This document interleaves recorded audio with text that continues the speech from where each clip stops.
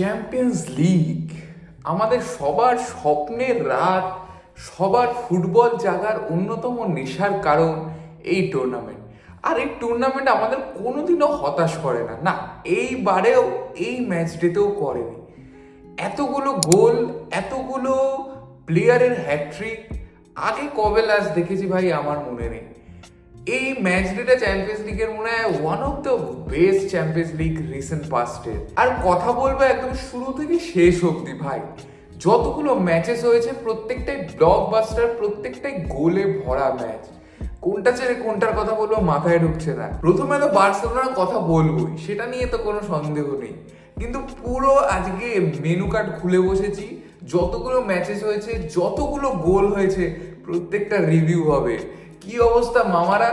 আজকে হচ্ছে তোমাদের ফুটবল অ্যানালাইসিস নয়, আজকে হচ্ছে ইউসিএল ম্যাচ ডে রিভিউ। এখনো একটা ম্যাচ ডে আছে আজকে, কালকে সেটা দেখা যাবে। কিন্তু আপাতত কালকে রাতে কালী পুজো শেষ হয়েছে, তারপরে যে বোমগুলো মানুষের কাছে স্টক ছিল সেগুলো ফাটানো হয়েছে ইউসিএল এর ম্যাচে।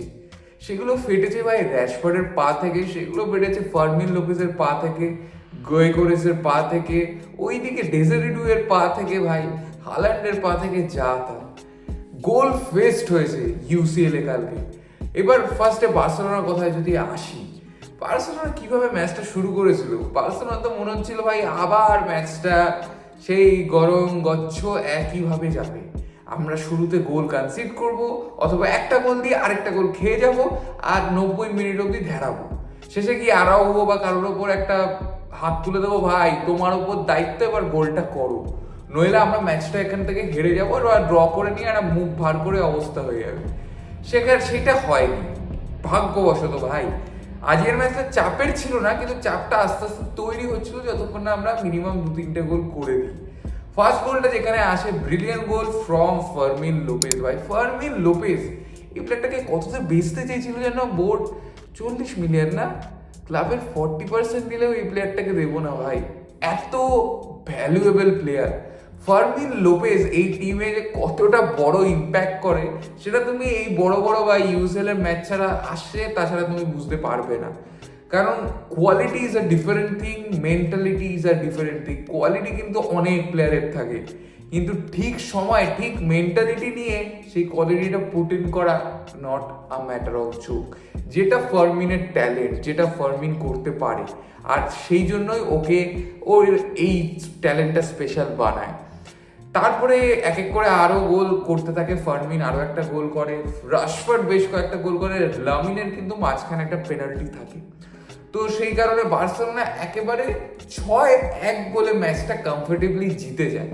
কিন্তু মাঝখানে 2-1 হওয়ার সময়, মানে যখন পেনাল্টিটা পায় ভাই, ওটা একটা অদ্ভুত জিনিস, খিচুড়ি মার্কা জিনিস হয়েছে। গোল করে দিয়েছে হেডারে, তারপরে ভিআর চেক হয়, দেখা যায় আগে হ্যান্ডবল হয়ে গেছে, পেনাল্টিটা নেয়, পেনাল্টিটা বারে লেগে ঢোকে। ভাই ওখানে যদি মিস করে দিত আলাদাই আলাদাই কেচ্ছা হতো। যাই হোক, গোলটা হয়ে যায়, 2-1 লিড নেয়। তারপরে বার্সা আস্তে আস্তে ম্যাচে ফেরে, বিশেষ করে সেকেন্ড হাফে আমি বলবো very good second half from Barcelona. আজকে কিন্তু ফ্রেঙ্কি ডিয়ং স্টার্ট করছিল না ভাই, যেটা কিন্তু হেডেকের কারণ ছিল আমার। আমি দেখে চমকে গেছি ভাই, ফ্রেঙ্কি ডিয়ং কেন নেই? আমাদের মিডফিল্ডে যদি বাটার চিকেন হয় না ভাই, সেই বাটারটা হচ্ছে পেড্রি আর চিকেনটা হচ্ছে ফ্রেঙ্কি। মানে দুজন ছাড়া দুজন হবে না, বাটার চিকেনটা হবে না, ঠিক তুমি চিন্তাই করতে পারো না ভাই। সেই কারণে ফ্রেঙ্কি কতটা যে ইম্পর্টেন্ট আমাদের মিডফিল্ডে, সেটা তুমি আজকের ম্যাচে ফার্স্ট হাফে বুঝবে, বা সেকেন্ড হাফেও বেশ কিছুটা বোঝা গেছিল, যখন আমরা বল হোল্ড করতে পারছিলাম না, বল লুজ করে ফেলছিলাম, ফ্রেঙ্কি ওই কাজটা করে ভাই। ফ্রেঙ্কি বলটা হোল্ড করে, Pedri is for carrying, is for ওই ভিশনারি পাসগুলো যেগুলো ডিফেন্স চেরা পাস হয়, কিন্তু ফ্রেঙ্কি যে কোয়ালিটিটা আনে না ভাই, সেটা এই বার্সেলোনা টিমকে ছেড়ে দাও, পুরো ইউরোপে কারোর মধ্যে নেই। ফ্রেঙ্কি খুব ইজিলি বল গিভ আপ করে না ভাই, ফ্রেঙ্কি বল ক্যারি করতে পারে, আলাদা লেভেলের বল কন্ট্রোল আছে ওর, ইজিলি তুমি ওর থেকে নিতে পারবে না বল। এই জিনিসগুলোই কিন্তু তোমার টিমের পজিশন গেইন করায় অথবা পজিশন রাখতে সাহায্য করে। আর এই কারণে ফ্রেঙ্কি আমাদের টিমে একটা অপরিহার্য প্লেয়ার। আর ফ্রেঙ্কির অভাবের কারণে কিন্তু অলিম্পিয়াকোস বারবার অ্যাটাক করার চেষ্টা করছিল বল নিয়ে, আমরা বল ওদের থেকে নিতে পারছিলাম না। আর আমাদের মিডফিল্ডে ওরকম প্লেয়ারও নেই ন্যাচারাল যে বল নেবে, বল ওরকম গুস্তাগুস্তি করে মারবে, এই জিনিস আমাদের ফুটবলে নেই ভাই।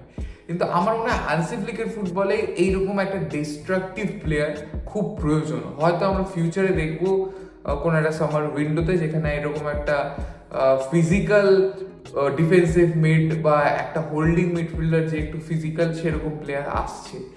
যাই হোক, বার্সেলোনা খুব কমফোর্টেবলি ম্যাচটা যেহেতু ফার্মিনের হ্যাটট্রিক অসাধারণ, লামিনেরও একটা গোল থাকে, র্যাশফোর্ড তো ভাই আলাদা ফর্মে চলে এসেছে, সেই 2021 ম্যান ইউনাইটেডে যেরকম ছিল আবার ব্যাক করেছে ভাই।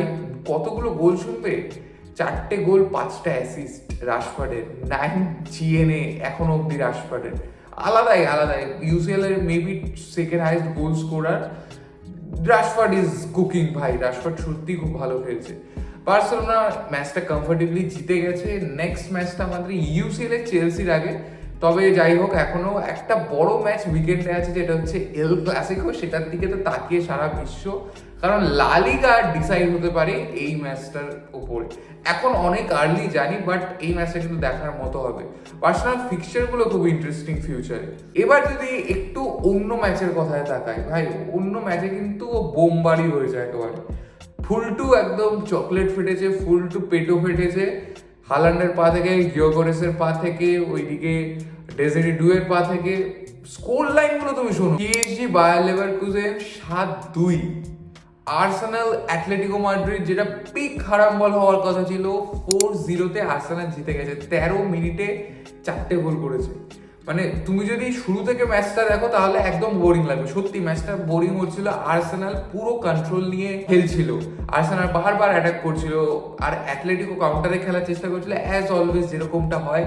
ইউলিয়ান আলভারেজের আবারও একার প্রচেষ্টায় কিছু করাতে পারেনি ভাই। একটু বেরো ভাই, টিমটা থেকে বেরো, একটু বার্সেলোনায় আয় বা অন্য কোনো একটা জায়গায় যা, এখানে থেকে কেরিয়ার শেষ হয়ে যাবে ভাই। সিমিওনে খেয়ে ফেলবে, সিমিওনে তো রস চুষে তোকে মেরে ফেলবে। মানে তুমি যখন অ্যাটলেটিকোর ম্যাচ দেখবে না, তুমি বুঝতে পারবে যে এই টিমটায় হুলিয়ান আলভারেজ ছাড়া আর কোনো প্লেয়ারের সেরকম কোয়ালিটি নেই সেই এফর্টটাই দেওয়ার। হ্যাঁ, গ্রিজম্যান আছে, but Griezmann is not that Griezmann who he was. But এখন হুলিয়ান আলভারেজ ছাড়া অ্যাটলেটিকোতে আমি কাউকে সেরকম পোটেনশিয়াল দেখি না। আর সেই কারণেই ও যা করছে, ও শট নিচ্ছে, দ্যাটস ইট। এছাড়া অ্যাটলেটিকোর আর কিচ্ছু নেই। আর্সেনাল পুরো ম্যাচটাই ডমিনেট করেছিল, আর শেষের দিকে এসে ওরা 13 মিনিটে জাস্ট গোল করেছে, যেখানে অ্যাটলেটিকো ছেড়ে দিয়েছে। বডি ল্যাঙ্গুয়েজ এতটাই ডাউন হয়ে গেছে, যা হচ্ছে সবই গোলে কনভার্ট হচ্ছে, যা শট হচ্ছে, যা তা অবস্থা হয়েছে। 4 গোল ওইখানে হয়েছে। আরেকটা ম্যাচ যদি বলো, পিএসভি ন্যাপোলিকে 6 গোল দিয়ে দিয়েছে ভাই। মানে আজকে ইজিলি 6-7 গোল হয়েছে, কোনো ব্যাপারই নয়। ন্যাপোলি কিন্তু হালকা টিম না, Napoli Italian champion, pretty good team. পিএসবির সাথে কিন্তু আমাদের খেলা আছে ভাই, ভুলে গেলে চলবে না। সেই পিএসবি কিন্তু দিয়ে দিয়েছে ভাই, ন্যাপোলিকে ঠুকে দিয়েছে একেবারে। তো ইউসিএল ইজ ভাই লিট, মানে কালী পুজো শেষ হয়েছে, যত বোম ফাটছে বাইরে তার থেকে বেশি বোম ইউসিএল এর মাঠে ফেটেছে কালকে। তো দেখা যাক কি হয় এর পরের ম্যাচ ডে গুলোতে। এখনো তো আশা করছি বোম ফোম বাকি আছে ভাই, রিয়াল মাদ্রিদ কিছু বোম দেখাবে। রিয়াল মাদ্রিদে কিন্তু জুভেন্টাসের সাথে ম্যাচ আছে, ওটা ইন্টারেস্টিং হবে। তোমরা জানাও ভাই তোমাদের ইউসিএলটা কেমন লাগলো, এই ম্যাচ ডেটা বার্সেলোনা নিয়ে কি মতামত। দেখা হচ্ছে পরের ভিডিওতে, টাটা।